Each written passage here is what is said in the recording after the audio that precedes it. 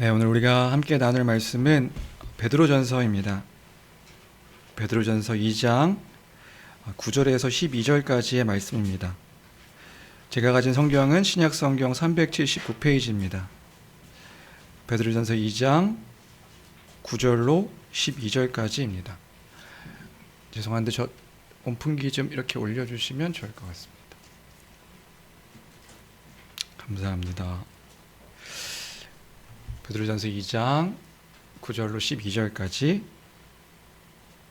다 찾으신 줄 알고 한 목소리로 함께 읽도록 하겠습니다. 함께 읽습니다. 시작.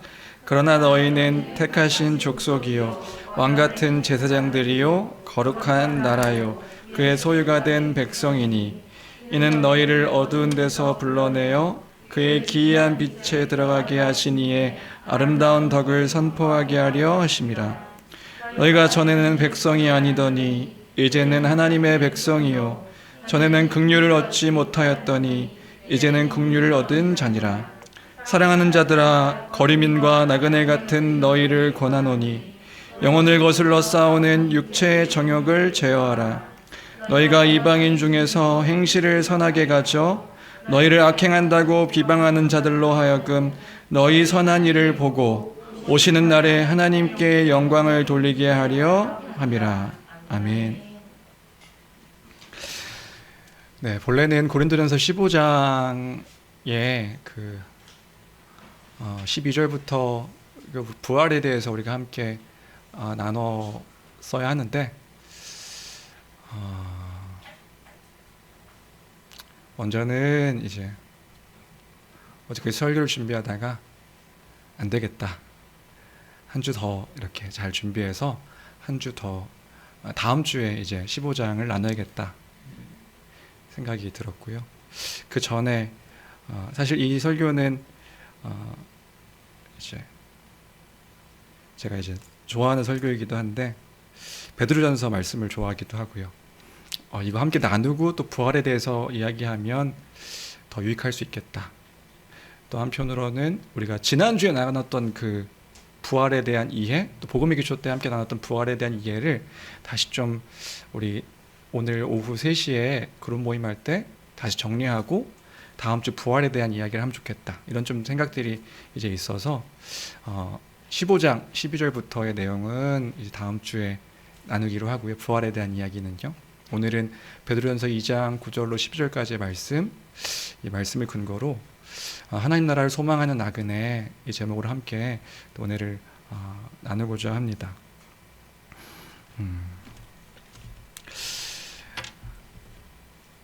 주 안에 사랑하는 우리 그 말씀의 교회 성도 여러분들, 성도님들은 무엇을 소망하며 이 세상을 살아가고 계십니까?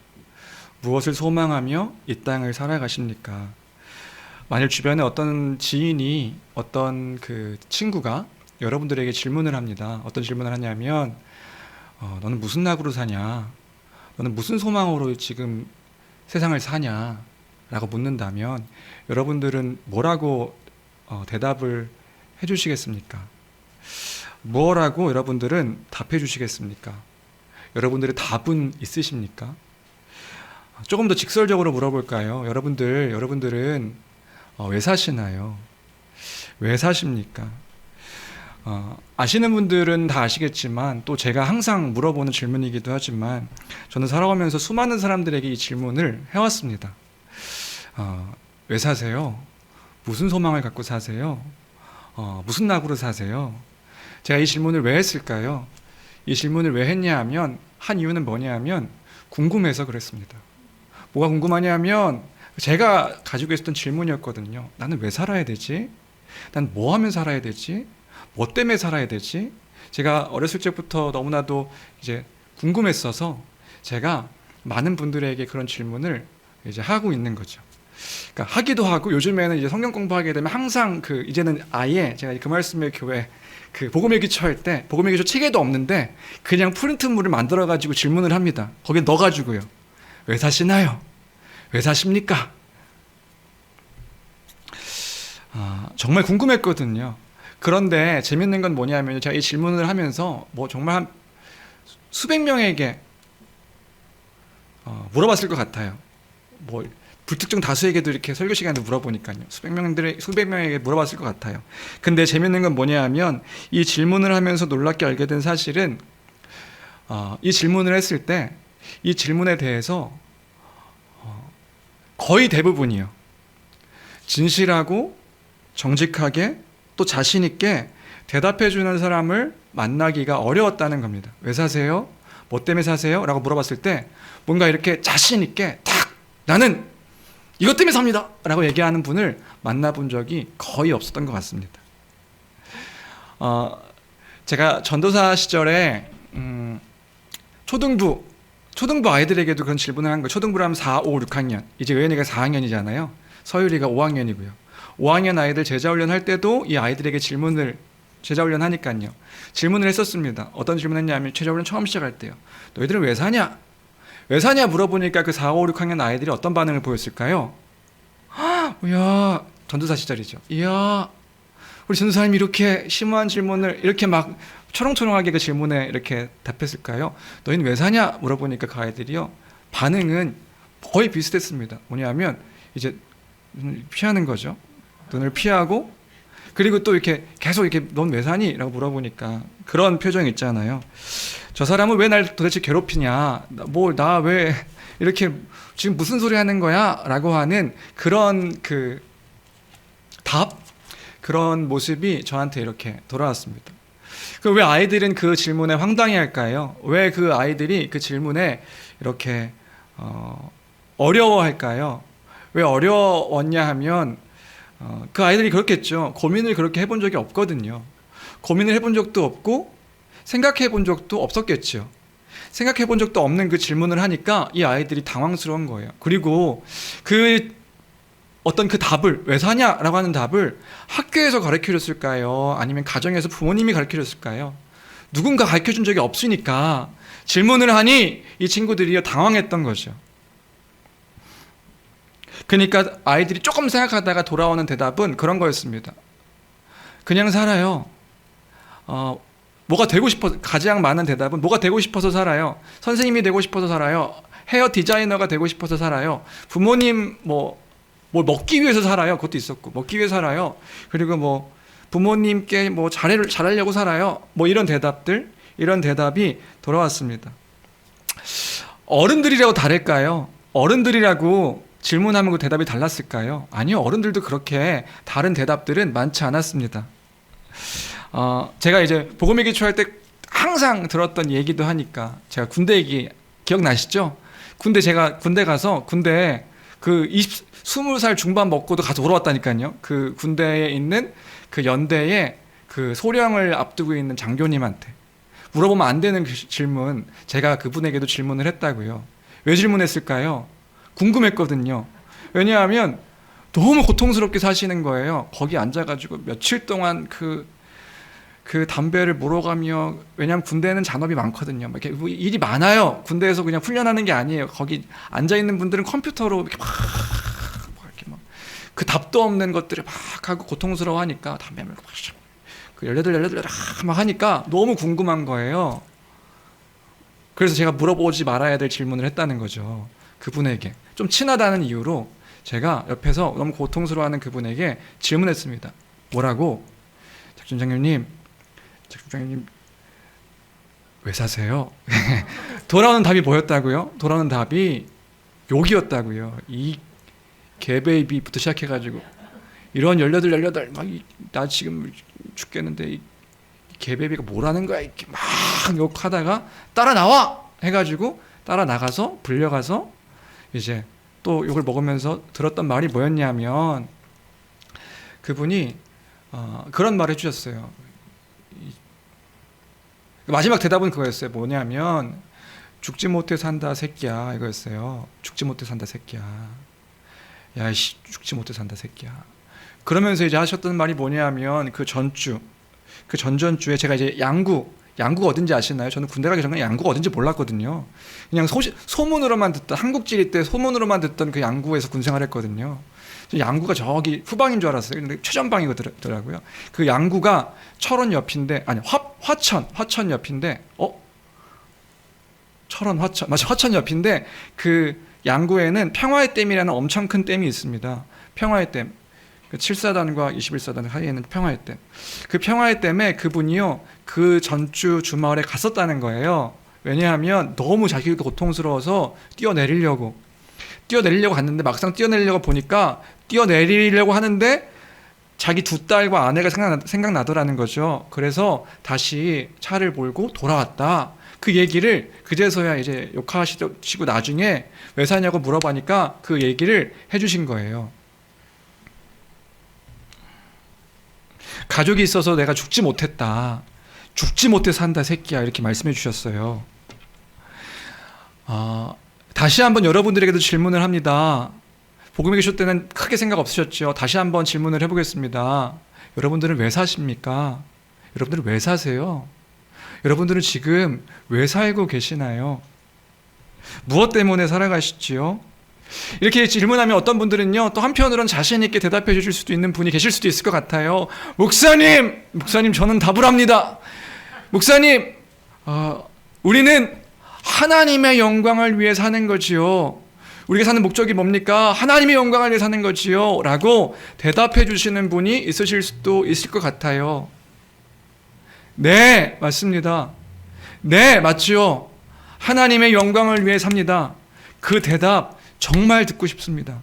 여러분들 누가 물어봤을 때, 네, 제가 사는 목적은 하나님의 영광을 위해 삽니다. 그게 정답 맞습니까?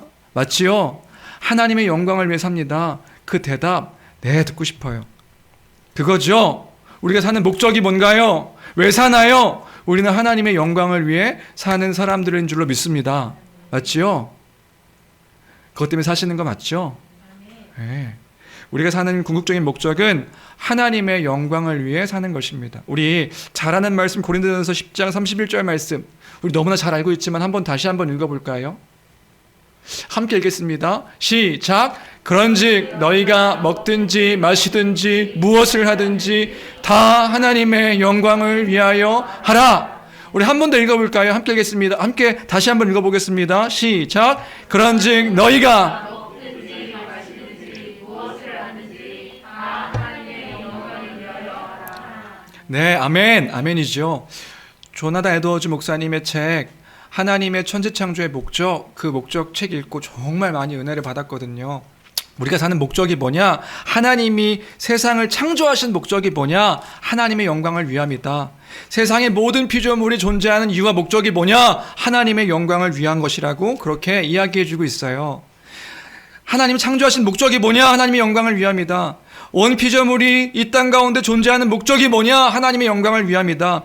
창조되어진 모든 피조물의 존재의 목적은 하나님의 영광을 위함입니다. 그리고 하나님의 형상을 따라서 지어진 우리의 존재의 목적은 뭐냐? 그것 역시 하나님의 영광을 위함입니다. 그게 우리가 살아가는 궁극적인 이유와 목적이라고요.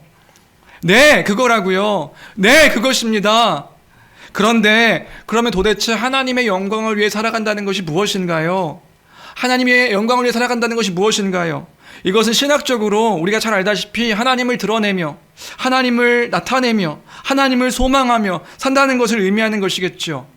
하나님의 속성, 그 속성들 뭐죠? 기억나시나요? 그 속성들을 드러내며 나타내며, 물어보면 당황하시겠지만 기억나시죠? 하나님의 속성을 드러내며 나타내며 살아가는 것, 그것이 바로 하나님의 영광을 위해 살아가는 삶이겠지요. 근데요, 그게 어떻게 사는 건데요? 무엇을 소망하며 살아가는 건데요? 누군가 제게 그래서 당신은 무엇을 소망하며 사십니까? 그렇게 묻는다면, 누군가 제게 당신은, 정일국 목사는 무엇을 소망하며 삽니까? 라고 묻는다면 저는 이렇게 답할 것 같아요. 답해 주겠습니다. 뭐냐면요, 저는 하나님 나라를 소망하며 삽니다. 이렇게 말해주고 싶어요. 하나님 나라를 소망하며 삽니다. 너무 다행인 것은요, 우리 그 말씀의 교회 성도님들께서 하나님 나라를 소망하며 삽니다 라고 말하면 그 말이 무엇인지 이제 이해하실 수 있는 분들이 여기 앉아 계셔서 참 그러니까 우리가 사는 목적이 뭐냐? 하나님 나라를 소망하며 삽니다. 그게 막연한 것이 아니라 굉장히 실제적이고 굉장히 어떤 우리의 삶 가운데 구체적이고 그런 것이 우리가 이제 알기 때문에 하나님 나라를 소망하며 삽니다. 밖에 나가서 그러면 뭔데? 뭐 죽겠다는 거야? 이게 아니라 그 나라를 소망하며 삽니다라는 것들이 무엇인지 이제 함께 나눌 수 있어서 너무나도 좋은데요. 네, 저는요, 당신은 무엇을 소망하며 삽니까? 라고 묻는다면 하나님 나라 소망하며 삽니다. 그렇게 말하고 싶어요. 정말 그렇거든요. 하나님 나라 소망하며 삽니다. 우리 주님이 이 땅 가운데 오셔서 이미 시작되어진 그 하나님의 나라, 그리고 우리 주님 다시 오시면 주님과 같이 부활하여서 영원토록 살게 될 그 하나님의 나라, 그 하나님 나라 소망하며 삽니다. 그 나라 생각하면 때로는요 가슴이 막 터질 때 벅차기도 하고요, 하나님 나라 소망하면 가슴이 떨리기도 하고요, 가끔 울컥울컥하기도 하고요. 그 하나님 나라 때문에 설레하다가 이렇게까지 지금 여기까지 와서 그 말씀에 교회에서 함께 이렇게 성도님들과 함께 모여가지고 교회가 된 것 같아요. 그거 소망하면서 그 너무 기쁜 일이어가지고 너무 즐거운 일이어가지고 그게 복된 소식이어서 야 그거 알게 된 후에 하나님 나라가 하나님의 나라를 소망하는 거구나 알게 된 후에 그게 너무 기뻐서요. 어떤 사람은 저 사람 좀 위험한데? 라고 하더라도 전했던 게 뭐냐 하면 하나님의 나라였어요. 그거 막 설레하다가 여기까지 오게 된 것 같습니다. 그 주님, 우리가 소망하는 거지요. 그 하나님의 나라, 그 하나님의 통치와 다스리심과 주의 주되심과 왕되심이 선포되어지는 날, 그 나라 소망하며 살아가는 거지요. 예, 그거 벅차하면서 여기까지 왔던 것 같습니다. 우리가 그런 거지요. 그래서 제게 그런 일이 있었다니까요. 뭐냐면요, 이제는 두 아이의 아빠가 되었는데 아직도 잊지 아니하는, 요즘에 기억력이 감퇴해가지고 여러 장면들이 이렇게 막 기억나지 않는데 잊지 아니하는 몇 개의 저의 인생 가운데 장면들이 있습니다. 그게 뭐냐면요, 저의 두 아이가 이제 이 두 아이 아빠가 되는데, 첫째 아이 의연이가 태어나고 얼마 되지 않아서 이제 제가 기억하는 장면이 그거예요. 뭐냐면 저희 아이를 유모차에 태우고, 늦은 저녁이었습니다. 늦은 저녁에 저희 아이를 유모차에 태우고 저와 아내가 처갓집 그 앞 주차장을 이렇게 산책하고 있었어요. 산책하면서 제가 그때 그런 감동적인 이야기를 합니다. 제 아내에게요. 어떤 감동적인 이야기를 하냐면, 여보, 나는 정말 오래 살고 싶지 않아.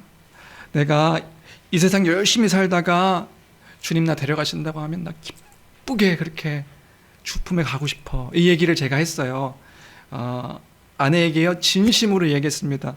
그 말에요, 저 스스로도 마음에 벅차가지고 막 얘기하면서 뭐 그런 거 있잖아요. 얘기하다가 너무 감동이야. 그래서 막 가슴이 울컥하기도 하고 막 톡 치면 울 것 같은 그런 감정으로 제 아내에게 그런 이야기를 고백했단 말입니다.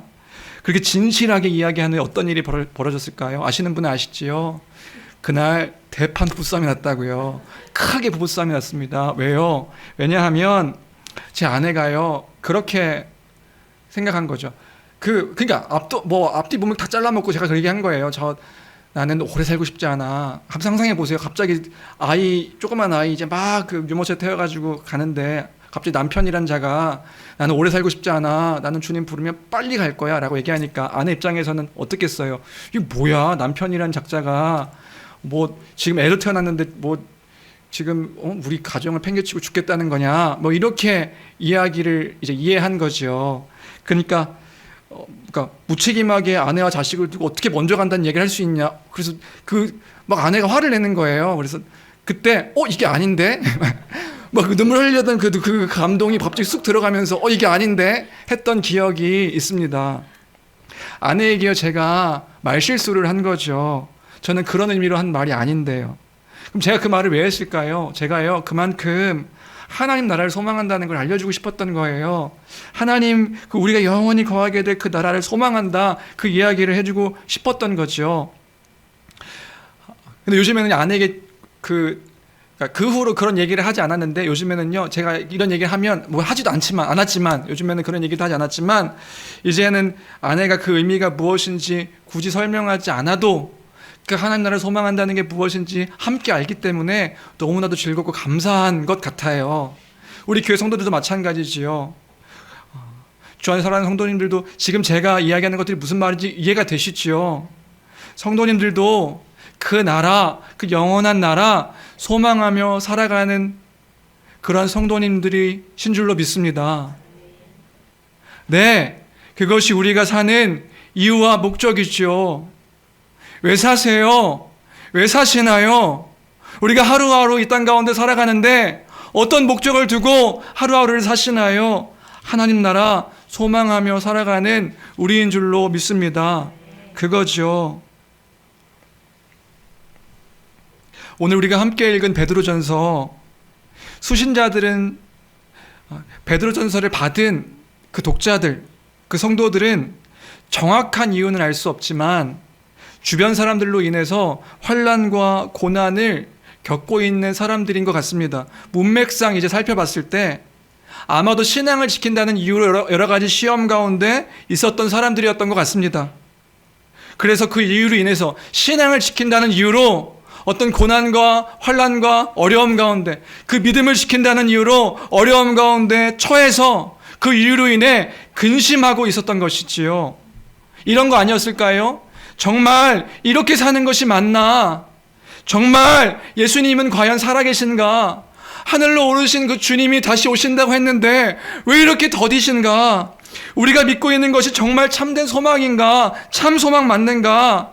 이렇게 의심이 들 때, 의심들이 마음 가운데 엄습하고 있는 그때에 베드로 사도는 성도들을 향하여서 편지를 쓴 것입니다. 그들을 향하여서 쓴 편지가 베드로서인 것이죠. 베드로전서 1장 3절 4절입니다. 3절 4절 말씀 우리 같이 함께 읽어보겠습니다. 함께 읽습니다. 시작. 우리 주 예수 그리스도의 아버지 하나님을 찬송하리로다. 그의 많으신 긍휼대로 예수 그리스도를 죽은 자 가운데서 부활하게 하심으로 말미암아 우리를 거듭나게 하사 산 소망이 있게 하시며 썩지 않고 더럽지 않고 쇠하지 아니하는 유업을 있게 하시나니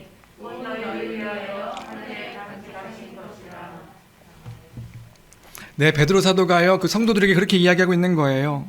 의심하고 있는 성도들에게요, 근심하고 있는 성도들에게요, 찬송하리로다. 우리 찬송합시다. 하나님의 많으신 긍휼대로 예수 그리스도를 죽은 자 가운데서 부활하게 하심으로 말미암아 우리를 거듭나게 하셨습니다. 찬송합시다. 그리고 그 거듭남으로 우리에게 산 소망이 있게 하셨습니다. 찬송합시다. 죽은 소망이 아니라 우리에겐 살아있는 소망이 있습니다. 찬송합시다. 썩지도 않고 더럽지도 않고 쇠하지도 아니하는 유업이 하나님 나라 그 유업을 우리에게 있게 하셨습니다. 곧 당신들을 위하여 하늘에 간직되어진 것입니다. 우리가 하나님을 찬송합시다. 사도는 지금 성도가 어떤 존재인지, 그들이 소망하는 것은 무엇인지, 받게 될 유업이 어떤 것인지 다시금 강조하고 기억하게 하고 있는 것이지요. 왜요? 지금 이 얘기를 왜 하고 있는 걸까요? 왜요? 이 성도들에게 지금 이야기를 왜 하고 있는 걸까요? 성도들이요, 자신들이 처한 상황을 바라보면서요, 의심하고 있으니까요. 그러니 다시 한번 상기시켜주고 있는 것이란 말입니다. 너희는 저 영원한 하나님 나라를 소망하며 썩지도 않고 더럽지도 않고 쇠하지도 아니하는 하늘에 간직하신 그 유업을 소망하며 사는 성도들이지 않은가? 너희가 지금 바라보는 것이 무엇인가? 다시금 기억하게 베드로 사도가 지금 그 이야기를 하고 있는 것이란 말입니다. 주 안에 사랑하는 성도 여러분, 오늘 저는 여러분에게도 다시금 이 놀라운 소식을 기억해 해드리고 싶습니다. 뭐요? 이 땅을 살아가지만 그래서 때로는 세상 사람들처럼 치열하고 숨가쁘게 오늘 하루를 살아가지만 그럼에도 성도는 영원한 소망이 있기에 그 소망을 바라보며 살아가는 자들인 줄로 믿습니다. 그게 바로 그리스도인 성도의 삶의 모습이라는 것이지요. 이 땅에서 어떻게 하면 잘 살까? 무엇을 먹으며 무엇을 마시며 나의 성공과 안락을 위해 몸부림치는 사람들이 아니라 하나님 나라를 소망하며 그 살아가는 자들이 바로 성도, 그리스도인인 우리인 것이란 말입니다. 주 안에 사랑하는 성도 여러분, 주의 약속을 바라보며 그 약속을 소망하며 그 믿음을 갖고 살아가는 저와 여러분들 되시기를 주님의 이름으로 축원합니다. 그 믿음을 가지고 살아가는 우리란 말이지요. 우리가 마음이 흔들릴 때 그 믿음이 흔들릴 때, 의심될 때에, 염려될 때에 기억해야 하는 것은 무엇인가? 우리가 누구인가? 우리가 지금 무엇을 소망하며 살아가는 자들인가? 그것을 다시금 기억하고 묵상하며 그 복음을 다시금 듣고 소망하는 우리가 되어야 하는 줄로 믿습니다. 그것 때문에 여기까지 온 거잖아요. 그것 때문에 여기까지 온 것이란 말입니다. 그 이야기를 다음 주에 고린도전서에서도 하는 거예요. 그러니까 이 이야기가 우리가 다시금 선행되어져야 그 사도 바울이 15장에서 이야기하는 그 부활이 뭐가 왜 중요한가를 기억할 수 있겠더라고요. 지금 다시 우리가 무엇을 바라보면서 이 땅 가운데 살아가는 자들인지를 기억해야 하는 줄로 믿습니다. 그것을 기억해야 하는 거예요. 이것에 대해서 좀 더 이야기 나누고 싶습니다. 뭐냐면요, 오늘 베드로 사도는 그 성도들을 향하여서 오늘 본 말씀을 보니까 나그네와 거리민과 같은 너희들아 라고 부르고 있는 것을 볼 수 있습니다. 우리 11절인데요. 11절 혹시 제가 같이 함께 읽어보겠습니다. 시작. 사랑하는 자들아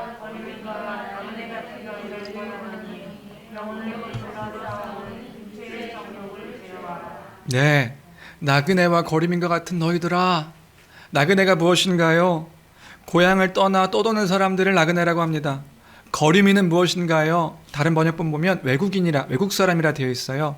남의 나라, 남의 땅에 머물러 사는 사람, 그게 거리민이에요. 그 성도들에게, 베드로 그 편지를 받고 있는 성도들에게 그렇게 얘기하는 거예요. 나그네와 거리민과 같은 너희들아. 왜요? 그들의 삶이 그런 것이거든요. 이 땅에 살지만 이 땅을 우리의 본향으로 두지 아니하고 저 영원한 하나님 나라를 본향으로 두는 나그네 순례자들, 그게 성도들, 그리스도인의 정체성이란 말이지요. 그렇기 때문에 우리의 삶은 결코 이 세상을 만족하며 누리는 삶이 될 수 없는 것입니다.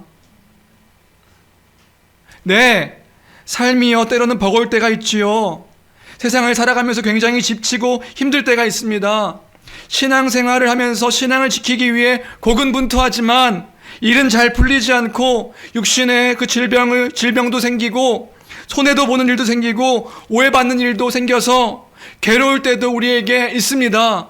이 땅 가운데서의 삶이, 우리 그리스도인의 삶이 그럴 때 그런 삶이 있기도 하지요. 그럴 때 우리는 어떻게 해야 합니까?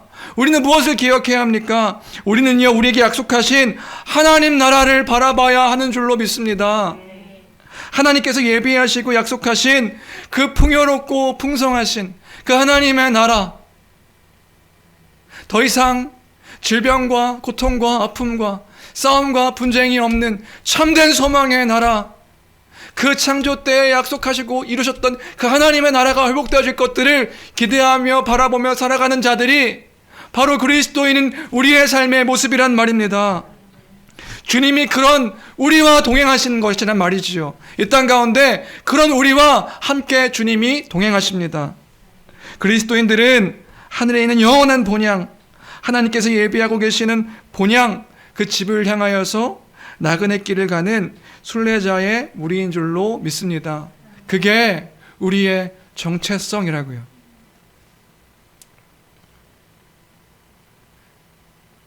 그 예수쟁이라고 불리는 자들의 정체성,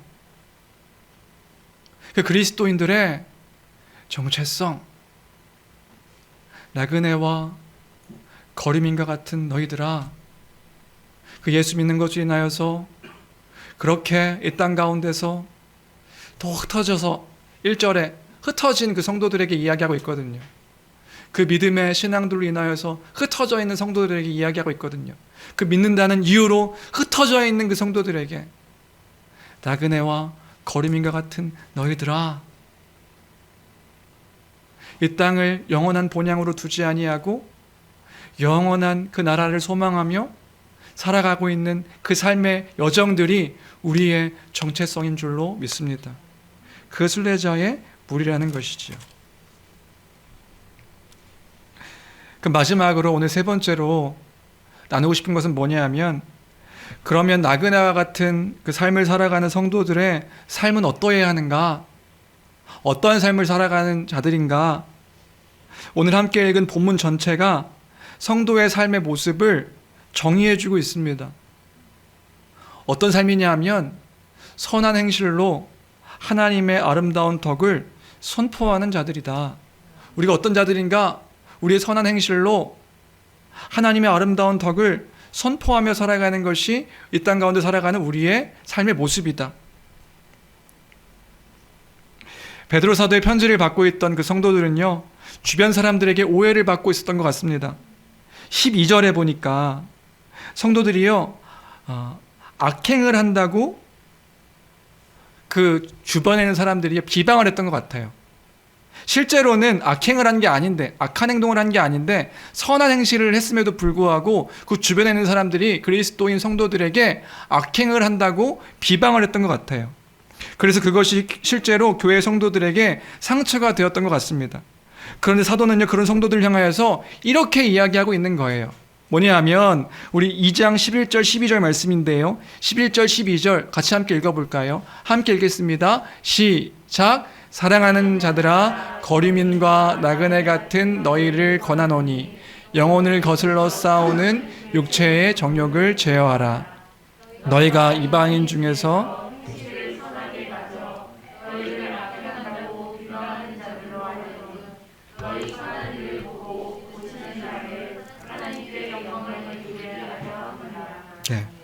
선한 행실을 하고 있는데 사람들이 비방하는 거예요. 악한 행실을 한다고요. 그러니까 그것들로 인해 가지고 성도들이 주눅들고 상처받고 그렇게 이제 마음이 이렇게 근심하게 되는 거죠. 염려하게 되는 거죠. 근데 그런 그들에게 사도 베드로가 그 성도들에게 얘기하는 것은 뭐냐면요, 그럼에도 그들 안에서 착한 행실을 가지라고 이야기하고 있는 것입니다.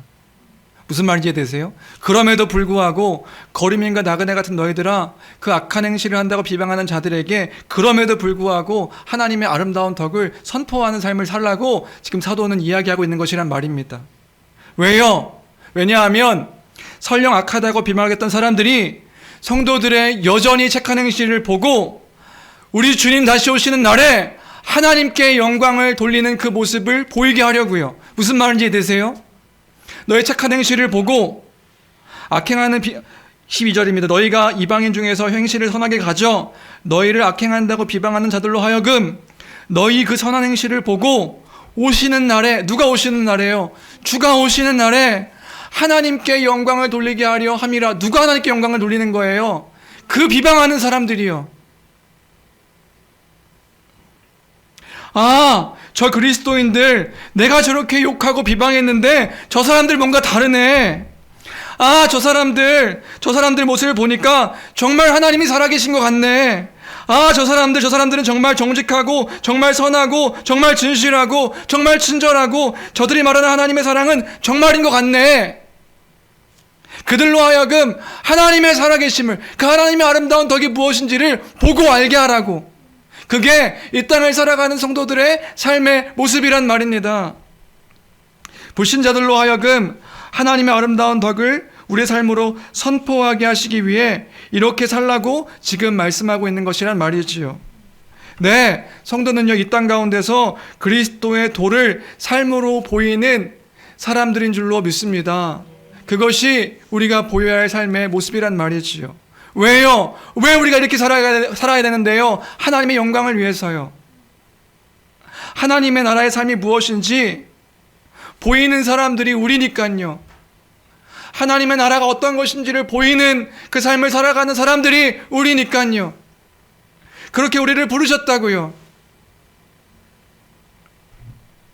그것이 다른 사람들에게 오해가 되어서 내게 아픔으로 와도 성도는 말씀의 착한 행실로 살아가는 것입니다. 왜요? 그것이 하나님 나라의 삶의 모습이기 때문에 그런 것이지요. 네, 그렇게 살아가는 것이라고요.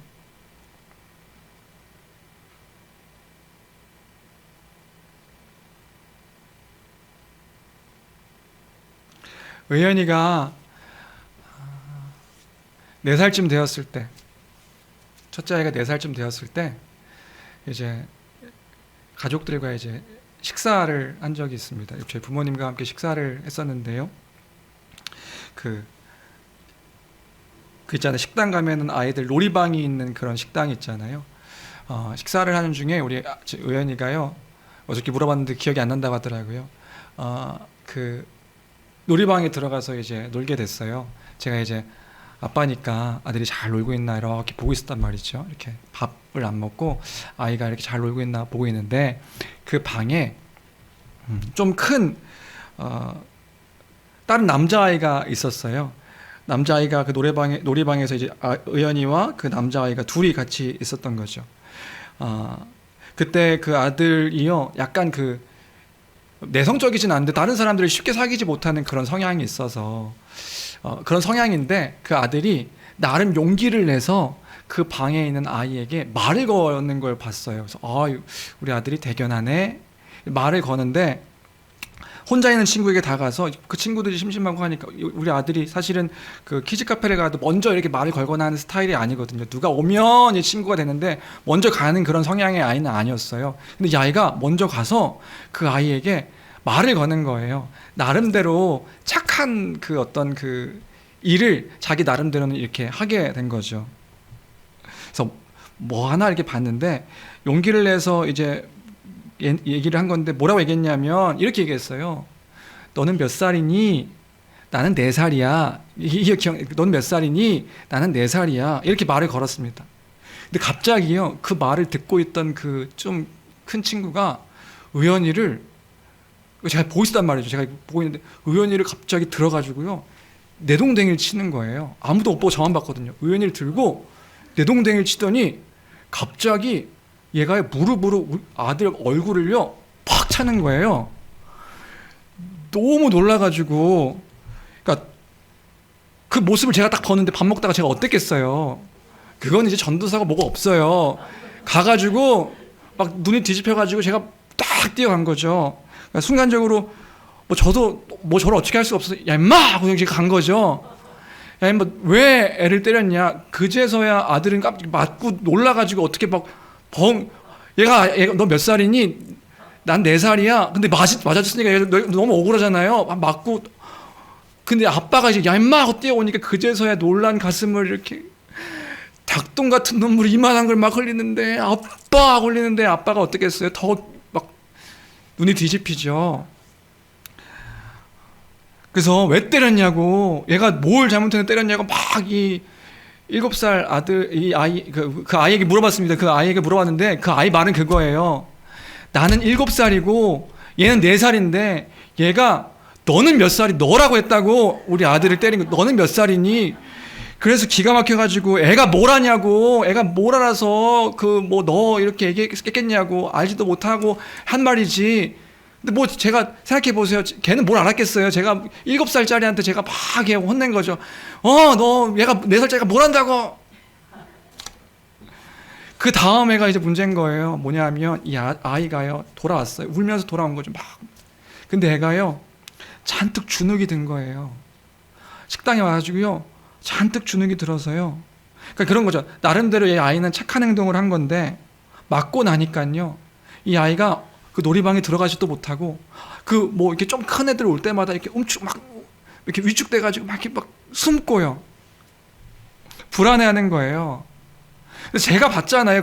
그 아이가 막 맞고 울고 닭똥 같은 눈물 흘리고 막 움츠리고 막 이런 것들을 봤잖아요. 그 장면이요 잊혀지지가 않는 거예요. 무슨 말인지 이해되세요? 그 장면을 제가 봤는데 그 장면이요 잊혀지지가 않는 거예요. 마음이 너무 아픈 거죠. 그러니까 이게요 여기까지 내가 생각이 막 깊어지니까 여기까지 갔어요. 아들이 다른 아이에게 맞은 것도 아팠는데, 마음이 아팠는데, 근데 그때는 그랬어요. 뭐냐면 이 아이가 앞으로 살아갈 세상을 생각하니까 더 마음이 아팠어요. 무슨 말인지 이해되시나요? 그러니까 이 아이가 나름대로 선한 일을 한 거잖아요. 선하게 그 아이에게 말을 걸고 친하게 지내려고 한 거잖아요. 근데 그 아이가 그거 착한 일을 하고 맞았다고요. 맞은 걸 이렇게 상상하면서 막 울고 아파하는 아이를 보니까 그거 생각하니까 너무 마음이 아픈 거예요. 앞으로 살아갈 세상은 더 험난할 텐데 지금보다 더 많은 아픔이 있고 많은 슬픔이 있고 많은 그 고통이 있고 할 텐데 우리 아이가 여기서 잘 살 수 있을까? 이거 잘 이겨내면서 살 수 있을까? 주의 뜻을 따라 살면 이 앞으로 나는 이 아이에게 주의 뜻을 따라 살아가라고 말해야 될 텐데 그렇게 말해야 되는 사람인데 주의 뜻을 따라 살면 착하게 살면 선하게 살려고 노력하면 바보 멍청이 소리 듣고 그렇게 살아가는 세상인데 나는 또 이 아이에게 너는 그래도 착하게 살아야 돼. 너는 더 바르게 살아야 돼. 주의 뜻을 따라 살아야 돼. 라고 말하려고 하는 그 마음이 너무나도 아픈 거예요. 그리고 막 닭똥 같은 눈물을 흘리는 아이가 모습이 계속 떠오르니까 너무 마음이 아팠습니다. 근데 이게요, 가시지가 않는 거예요. 저녁에도 계속 마음이 아프고 다음 날에도 마음이 아프고 그 다음 날에도 마음이 아팠어요. 그 마음이 쉽게 풀리지가 않았어요. 그리고 그 주에 저녁에 이제 수요 예배 체포를 이제 드리려고 이제 참석하면서 여전히 아픈 마음을 안고 예배당에 들어가서 먼저 일찍 가가지고 뒤에 앉아서 털썩 앉아서 하나님 아버지 기도하는데 아들을 위해서 기도하는데요. 아들을 생각하니까 너무 막 슬픈 거예요. 그래서 막 하염없이 눈물이 나는 거죠. 하나님 이 아이가 어떻게 살면 좋습니까? 하나님 이 아이 좀 지켜주세요. 나도 지킬 수 있는 힘이 없습니다. 내가 봐서 그 아이를 봐가지고 지켜주는 것처럼 보였지만 이 아이가 앞으로 살아가면서 더 많은 일들이 있을 텐데 주님 이 아이를 지켜주세요. 막 기도하는데 그냥 막 펑펑 울면서 기도하는데 그때 하나님께서 아들을 통하여서 한 마음을 주시는데 그 마음이 뭐였냐 하면 그 마음이 그거였어요. 그 아들의 모습이 이 땅을 살아가는 성도의 모습과 같다. 이 마음을 주시는 거예요. 무슨 말인지 되시나요? 그 모습이 이 땅을 살아가는 성도의 모습과 같다. 아, 이런 거구나. 아, 그리고 또 이렇게 살아가는 모습들을 보면서 우리 주님의 마음은 이런 것이구나. 이런 마음들을 주셨어요. 자신을 비방하는 그 이들을 위해서요. 자신에게 상처를 준 이들을 위해서 여전히 선한 일을 해야 하는 거예요. 아파도 상처가 돼도 다시 일어나서 선한 모습을 보여야 하는 거라고요. 눈물도 나고 주눅도 들고 마음이 아프고 그런데 그럼에도 불구하고 그 주의 뜻 가운데 거하며 그 뜻 가운데 그 뜻을 드러내며 나타내며 살아가야 하는 것이라고요. 왜요? 왜냐하면 이것이 하나님께서 원하시는 거룩한 자의 삶의 모습이니까요. 하나님 나라의 모습이니까요. 그것이 궁극적으로 회복하시려고 하신 하나님의 나라의 세상의 모습이니까요. 그것이 바로 이 땅을 살아가는 우리의 삶의 모습이란 말입니다. 사랑하는 성도 여러분, 우리는 우리를 부르셔서 구원하신 그 아름다운 하나님의 덕을 선포하며 살아가는 우리여야 하는 줄로 믿습니다. 그것이 바로 성도의 삶의 모습이란 말이지요.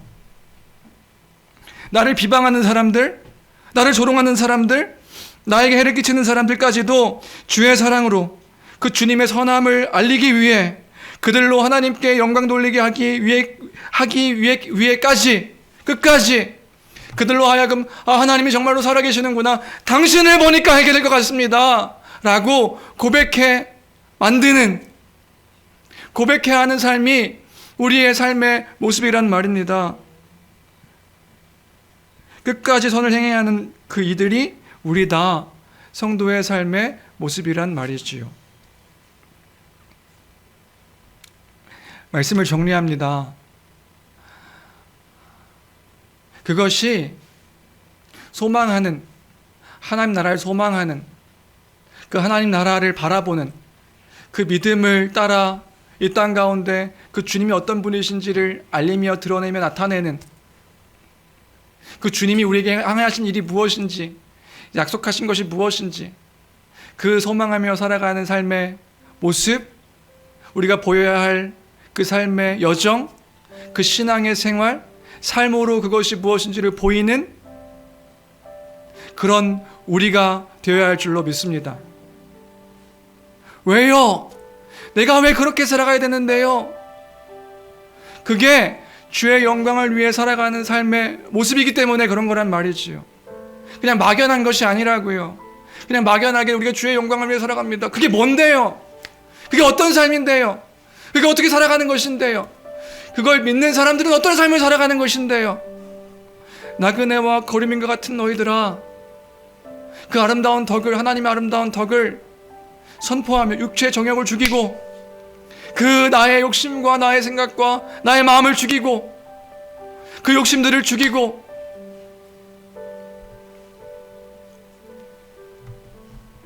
그 주의 나라를 소망하며 이 땅 가운데 있는 것들이 영원한 것이 아님을 그것들을 우리가 고백하며 썩지 않고 더럽지도 않고 쇠하지도 아니하는 것이 하늘에 있음을, 그 유업이 우리에게 있음을 기억하여 살아가는 그 삶으로 고백하는, 그래서 우리가 선행을 하는데도 불구하고 악행을 한다고 비방하는 자들이 있다 할지라도 그 가운데서 여전히 그 선을 행하며 지킴으로 그 주님의 뜻이 이것입니다 라고 보이는 그 삶을 살아가고 살아내는 우리가 되기를 주님의 이름으로 축원합니다. 그것이 그리스도인의 삶의 모습이다. 하나님 나라를 소망하며 살아가는 그 나그네의 삶의 모습이다. 어떻게 그렇게 살 수 있는데요? 우리가 어떤 존재인지를 알 때, 우리가 누구인지를 알 때, 우리가 무엇 가운데 살아가는 자들인지를 알 때 그렇게 살아갈 수 있는 것이지요. 우리 힘으로 안 되고 우리 능으로 안 되기에 또 은혜를 구하고 그 은혜가 무엇인지 알 때에 그 은혜 가운데 살아갈 수 있게 되는 것이겠지요.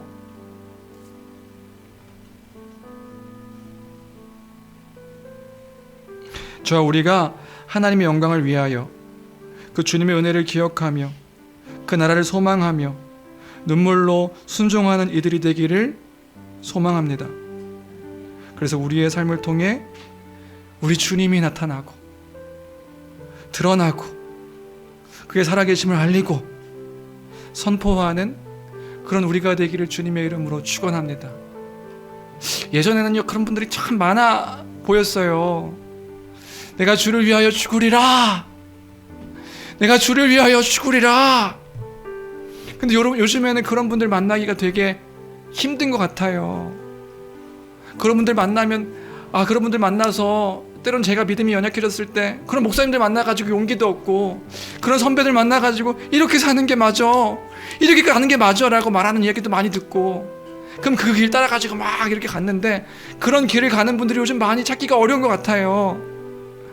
근데 그 길을 찾는 이들이 많지 않아도, 그 길을 먼저 막 가는 사람들이 많지 않아도 우리가 먼저 가더라도 그럼에도 불구하고 그 말씀 가운데, 그 말씀으로, 그 말씀이 우리가 기준이 되어서 살아가는 우리가 되어야 될 줄로 믿습니다. 그런 거라고요, 그런 거.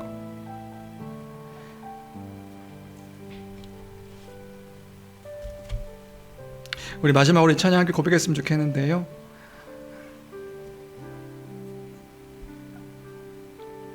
그 믿음의 고백으로 함께 이 찬양 함께 했으면 좋겠습니다.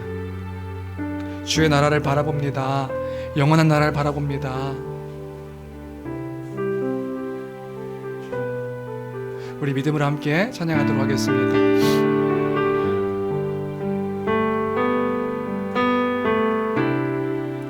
모든 상황 속에서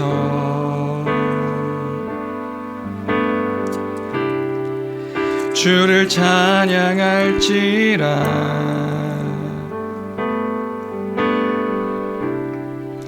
주는 너의 큰 상급,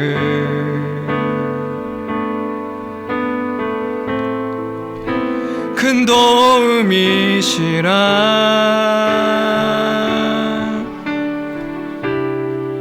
주의 얼굴 구할 때 주의 영을 부사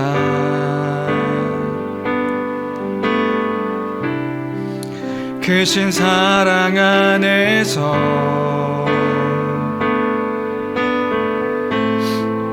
주를 보게 하소서.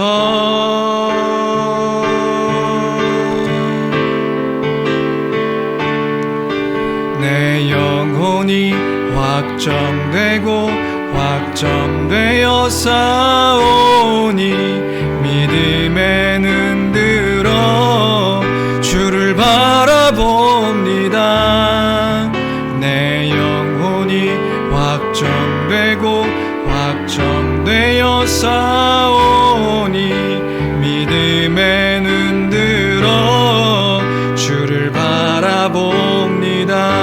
영혼이 확정되고 내 영혼이 확정되고 확정되어 싸우니 믿음에 눈 들어 주를 바라봅니다. 내 영혼이 확정되고 확정되어 싸우니 믿음에 눈 들어 주를 내 영혼이 확정되고 확정되어 싸우니 내 영혼이 확정되고 확정되어 싸우니 믿음에 눈 들어 주를 바라봅니다. 내 영혼이 확정되고 확정되어 싸우니 믿음에 눈 들어 주를 바라봅니다. 주를 찬양할 때 주의 나라 이미 맺네. 그의 영원한 나라 보게 하소서.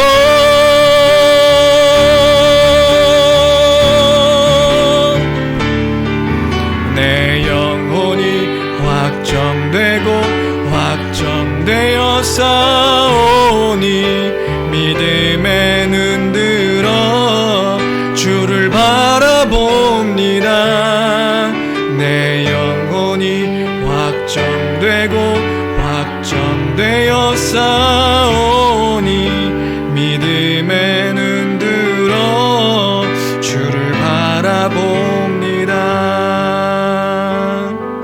이 시간 잠깐 함께 기도했으면 좋겠습니다. 기도할 때에 하나님, 우리가 주의 영광을 위해 살아가게 허락하여 주옵소서. 주님, 내가 주의 영광을 위해 살아가는 삶이 되게 하여 주옵소서. 우리의 부끄러운 삶이 있고 우리 연약한 삶이 있고 여전히 나는 그것 가운데 행할 수 없는 자처럼 보이지만 주님 은혜 허락하여 주셔서 내가 어떤 존재인지를 알고 내가 무슨 소망이 있고 아버지 내게 허락하신 유업이 무엇이고 그 하나님 나라의 그 영광이 무엇인지 알아. 예수 그리스도의 십자가로 말미암아 이루신 것이 무엇인지 알아. 주님 그 은혜로 그 은혜 가운데 거하며 살아가는 심령 되게 해달라고. 주님 은혜 허락하여 주옵소서. 주님 믿음 허락하여 주옵소서. 모든 상황 가운데서 주님을 찬양하며 선포하는 그러한 삶이 되게 해달라고. 우리가 이 말씀 기억하면서 또 찬양 기억하면서 우리 기도의 제목을 놓고 함께 기도하며 나가도록 하겠습니다. 함께 기도하시겠습니다. 존귀하신 하나님 아버지 하나님, 우리가 우리의 입술이, 우리의 마음이, 우리의 생각이, 우리의 영혼이 주님의 뜻 가운데 거하는 삶이 되어지기를 간절히 빌고 원하옵나이다. 아버지, 그 모든 상급이, 아버지 나의 모든 만족이 주께 있음을 고백합니다. 하나님 아버지, 우리의 믿음이, 아버지 우리의 마음이, 우리의 입술이 때로 넘어질 때도 있고 쓰러질 때도 있고 의심되어질 때도 있지만 오늘 베드로 사도의 고백이 그 교회를 향한 그 선포가 우리의 심령 가운데 있게 허락하여 주옵소서. 주님 하나님을 찬송하리로다. 우리 하나님을 찬송하리로다. 하나님 예수 그리스도로 말미암아 그를 죽은 자 가운데서 부활하게 하심으로 우리를 거듭나게 하사 산 소망이 있게 허락해 주셨사오니 그 살아있는 소망이 우리의 소망이 되어 썩지 않고 더럽지도 않고 쇠하지도 아니하는 그 유업이 하늘에 있음을 기억하여 나그네와 거리민과 같은 아버지 땅 가운데 삶을 살아가지만 아버지 그 시간들이 너무나도 긴 것 같습니다. 하나님 주의 다시 오심을 기다리며 살아가지만 아버지 그 여정들이 너무나도 길음을 고백합니다. 주님 우리의 힘으로 그 일들을 감당할 수 없사오니 주여 우리에게 은혜를 허락하여 주심으로 주님 그 뜻 가운데 하나님의 아름다운 덕을 선포하며 살아가는 우리가 되게 하여 주시옵소서. 너희가 여러가지 시험으로 인하여서 근심하지 않을 수 없으나 잠깐 근심하지 않을 수 없으나 오히려 기뻐하는도다. 우리가 기뻐해야 할 이유가 있다면 그 예수 그리스도의 생명의 성령의 법이 우리를 사망의 법에서 해방하였음으로 말미암아 아버지 하나님, 우리가 더 이상 그 그리스도 안에서 곤고한 자가 아니라 참된 영생과 참된 안식과 참된 하나님 나라의 복과 그 하나님 나라의 충만함을 누리게 된 자였음을 기억하여 주님, 그 부활의 소망을 살아가는 우리가 되게 허락하여 주옵소서. 아버지, 우리에게 은혜를 허락하여 주옵소서. 우리에게 믿음을 허락하여 주옵소서. 우리의 뜻대로 되지 아니함으로 인하여, 우리의 인생이 우리의 뜻대로 되지 않음으로 인하여서 낙심하지 아니하고 절망하지 아니하고 넘어지지 아니하게 도와주옵소서. 아버지 하나님, 우리에겐 소망이 있습니다. 우리에겐 소망이 있습니다. 우리에겐 소망이 있습니다.